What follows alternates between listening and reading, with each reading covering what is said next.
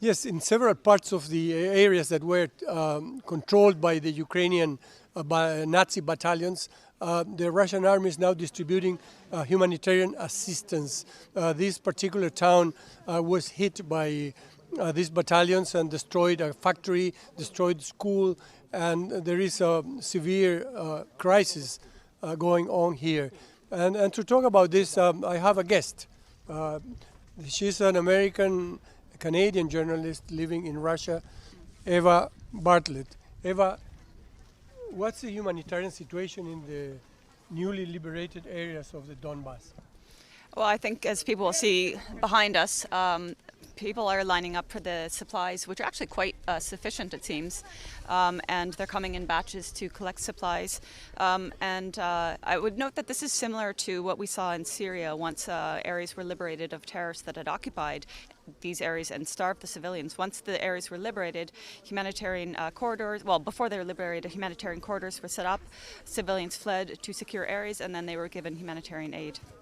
And is this issue really covered by the mainstream media in the West?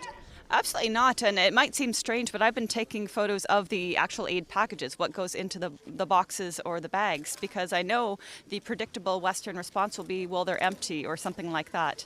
But they contain a variety of proteins, vegetable in tins, chocolate even, water obviously, and it's not going to be reported on in Western media, or they will say this is just a stage, that these are just actors, or this is just happening in one region. But we've seen a few regions already, and we've only been here for a couple of days.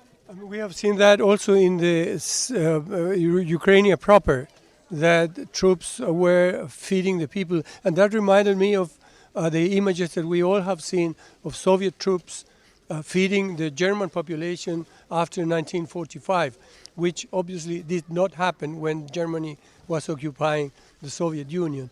So do you think that this is just for propaganda purposes because the media is here now, or is it a genuine effort to improve the situation? Well, I mean, if you think about it logically, Russia would want the public to not only see them as liberators, but see them as people who are actually helping the situation now. So why would they stage one or two areas just for cameras when Western cameras aren't here in the first place? It's not logical.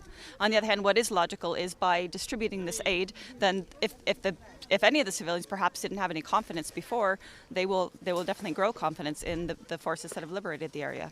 And to finish, a group of Western journalists is visiting now this situation, and they're saying that this is the first time Westerners are allowed to come over here. We have seen that for 8 years there was a big conflict going on here. And what do you think these people coming to cover this will say in the West? Well, first of all, I'd like to correct that assumption that this is the first time Western journalists have been allowed here. Many Western journalists have been coming here since 2014. I myself came here, not the specific area, but to the Donetsk People's Republic, and traveled around extensively in 2019. And there are, of course, many journalists since. So that's number one. That's a complete lie. And even during these current events, the liberation of these areas from Ukrainian forces, there have been other Western journalists before this delegation. So that's one thing. What I think they will say is, well, for example, we saw it ourselves yesterday in the area that was liberated, and there's a hospital that was attacked, but what they will say is they will not give any context as to why the hospital has been destroyed. And that context is that it was militarized by the Ukrainian forces. Were it not militarized, it would not have been a target, But they almost certainly will just report that Russia destroyed a hospital. They will probably add for some spice that there were people inside the hospital, which is not true. If it's a militarized headquarters, there's not going to be civilians in there. We have seen also some of them, not only here, all over the place, that the story is not what's happening, but that we are there. I'm here, and I had troubles coming here. Protagonizing the story. What do you think about that kind of journalism? I think it's disgusting.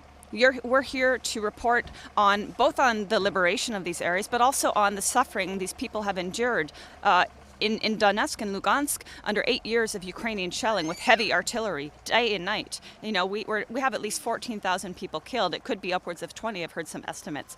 So that's what we should be talking about. We should be talking about the fact that almost 2 weeks ago, in the hub of Donetsk, there was a Ukrainian Tochka-U missile, which had, I'm not a military expert, but it had cluster munitions essentially. And were the whole thing to have detonated in the middle of Donetsk, there would have been more than the 21 civilians that were killed and the 37 that were injured, including amputations of limbs, you know?